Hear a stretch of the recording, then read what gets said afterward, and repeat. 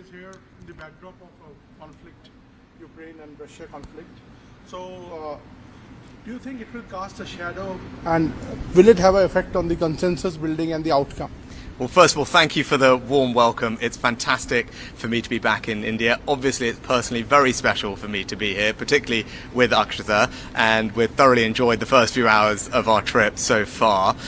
Now, when it comes to Ukraine and Russia and the conflict, one thing I will be doing is highlighting that the devastating impact that Russia's illegal invasion is having on millions of people around the world, particularly on food prices. Russia recently has pulled out of a grain deal that was shipping grain from Ukraine to many poor countries around the world, and now you've seen food prices go up. That's causing suffering for millions of people. It's not right, and one of the things I'll be doing is making people aware of that impact of Russia's illegal war.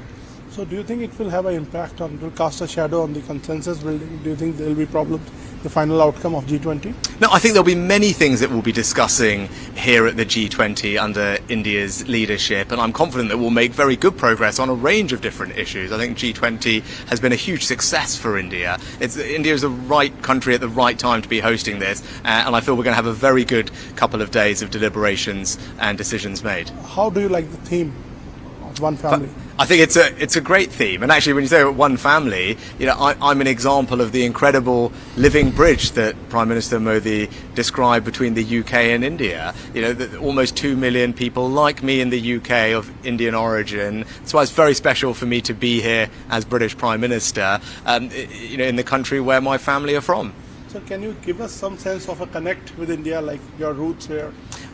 Well, obviously, my wife is from here, from Bangalore. We got married in Bangalore. We used to spend lots of time together before we had children in Delhi, and we're trying to figure out if we can go to one of our old favourite restaurants this evening. But look, it's personally incredibly special for me to be back in India. It's a country I love dearly, a country where my family are from. But to come here in this role, to represent the UK, to find ways to forge closer links with India and play a part in making sure that India has an incredibly successful G20. And I'm very proud to see India doing so well on the world stage. Sir, coming to the bilateral part of it, a free trade agreement is underway, under discussion between the two countries. How soon can we expect to complete? Well, both Modi ji and I are keen to see a comprehensive and ambitious trade deal concluded between our two countries. Both of us think that there is a good deal to be done, but trade deals always take time. They need to work for both countries, and although we've made enormous progress, there is still hard work to go, and that's what we need to keep going through. The G20 is not the forum for those discussions. Of course, I will touch on that with Prime Minister Modi. But the teams are working very hard. But as I said, there's hard work to go, but we will keep working through it. But I think there is an enormous opportunity for both India and the UK to strengthen our economic cooperation, which will bring real benefits to our citizens in both countries. Can you tell us something about your equation with Prime Minister Modi? You have met him a couple of times now. Yes, and I have enormous respect for Modi ji, and he's been personally very warm and kind to me, and we're working very hard, as I said, on our shared ambition of concluding an ambitious and comprehensive trade deal between India and the UK, because both of us think that would be a good thing, and both of us need to make sure it works for our two countries. And at forums like this, I'm very keen to support Prime Minister Modi in making sure that this G20 is an enormous success for India, which I know it will be, and this has been a great year for India more generally. Sir, another question. A lot of Indian community lives in your country there, and we have seen some ugly scenes of Khalistani protests, separatist protests.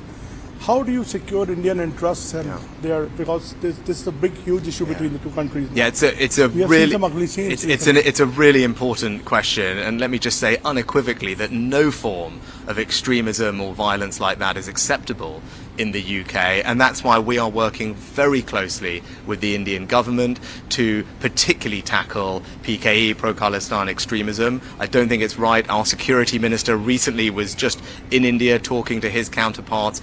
We have working groups together to share intelligence and information so that we can root out this kind of violent extremism. It's not right, and I won't tolerate it in the UK. Sir, how do you look at India's position on Russia and Ukraine? Well, it's not for me to tell India what positions to take on international issues, but I know India rightly cares about the international rule of law, the UN Charter, and respect for territorial integrity. I think those are things that are universal values that we all share. Those are things that I believe, and India, I know, believes in those things too. Sir, you have defined India-UK relations as a defining of our times. And what is the roadmap of 2030? Can you give us some broad sense of the bilateral relation there? Yeah. Well, I think the bilateral relationship is in good health, and Prime Minister Modi and I are keen to deepen and broaden our relationship. The FTA is an obvious way for us to do that, which is why it remains our priority. And as I said, hard work to go, but I hope we can conclude a successful FTA. I think we can strengthen our security relationship as well. That's something that I've spoken to the Prime Minister about. And then something I'm particularly excited about is increasing the collaboration between our incredible researchers, our scientific community, our universities. The UK and India are two of the leading science technology superpowers of the world, and I think if we work more closely together, we can create jobs, create new businesses, and help solve some of the world's most pressing problems. My last question to you. You talked about your roots in India.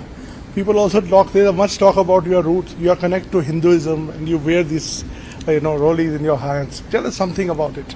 Yeah, so I'm a proud Hindu, and that's how I was raised. That's how I am. Hopefully, I can visit a mandir while I'm here for the next couple of days. And yes, we've just had Raksha Bandhan, so from my sister and my cousins, I have all my Rakis. And I didn't have time to celebrate Janmashtami properly the other day, but hopefully, I said I can make up for that if we visit a mandir this time. But it's something that is important to me. I think faith is something that helps everybody who has faith in their lives, particularly when you have these stressful jobs like I do. Having faith to give you resilience, to give you strength is important, and it provides an outlook on life which I find particularly valuable. Thank you, Prime Minister, for answering all our questions. Thank you so much. Great pleasure. Thank you.